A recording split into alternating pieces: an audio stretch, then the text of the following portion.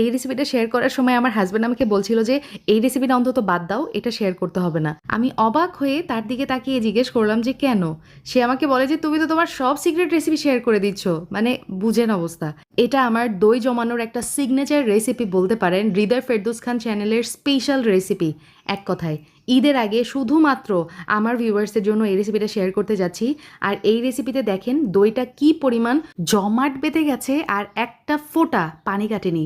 হৃদয় ফেরদৌস খান চ্যানেলের signature item মাত্র 30 মিনিটে দই জমানোর নিনজা টেকনিক শিখে রাখুন, ইনশাল্লাহ কাজে লাগবে।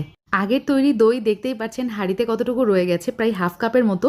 তো সেখান থেকেই আমি দইটা উঠিয়ে রাখছি। আর বাদ বাকি যতটুকু হাঁড়িতে লেগে আছে আমি এখন যেটা করব, আমার হাত ওয়াশ করে, হ্যান্ড ওয়াশ করে খুব সুন্দর করে হাঁড়ির মধ্যে আমি হাত দিয়ে চারিদিকে এই অবশিষ্ট দইটা লাগিয়ে নিয়েছি। খেয়াল করেছি নিশ্চয়ই আমি কিভাবে কাজটা করেছি। তো এই দইয়ের হাঁড়িটা একটা সাইডে রেখে দিচ্ছি। এখন চুলাতে আমি নিয়েছি হচ্ছে 1 লিটার পরিমাণ দুধ।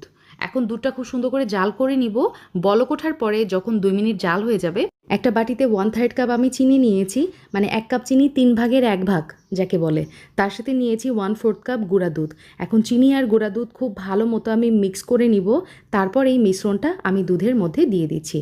এভাবে করলে যেটা হয়, চিনির এক্সট্রা পানি ছাড়ে না, পাশাপাশি গরম দুধের মধ্যে গুঁড়া দুধ দিলে যে একটু লাম্পস পেকে থাকে বা দলা দলা হয়ে থাকে সেটাও কিন্তু আর হবে না। এভাবে আমি প্রায় 5 মিনিটের মতো জাল করে নিয়েছি।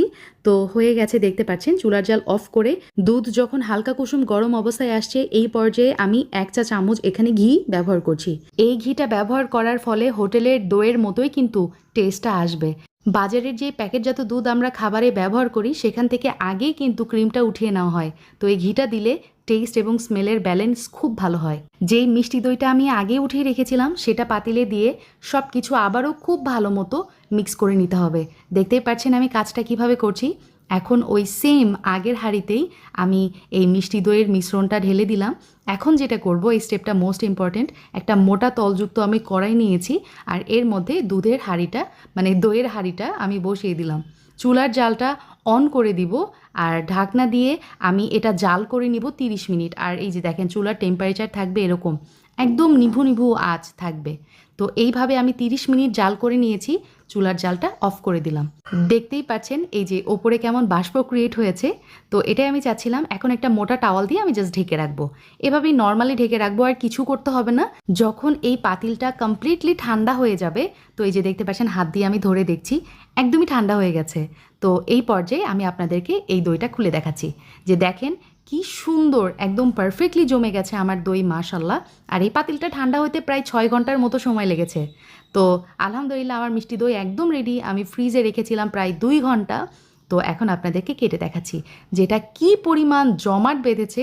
আর হোটেলের কেনা দইয়ের থেকেও আমার বাসায় তৈরি দই 100% বেস্ট হয়। বাসায় একবার ট্রাই করে দেখতে পারেন। এটা টেস্ট, এটা লুকস, এটার স্মেল, সব কিছু একদম class of one. Last time আমি ঢাকায় কবে দই কিনেছি আমার সত্যিই সেটা খেয়াল নেই, তবে বগুড়ায় গেলে এটা অবশ্য ব্যতিক্রম হয়ে যায়। পারলে প্রতিবেলায় দই কিনে খাই, এরকম অবস্থা। তো আজকের আমার রেসিপি ভালো লাগলে please give me a Thums up. ইনশাল্লাহ আবার দেখা হবে খুব শীঘ্রই। সেই পর্যন্ত সবাই ভালো থাকবেন। আল্লাহ হাফিজ, আসসালামু আলাইকুম। আর সবাইকে জানাচ্ছি অগ্রিম ঈদের শুভেচ্ছা।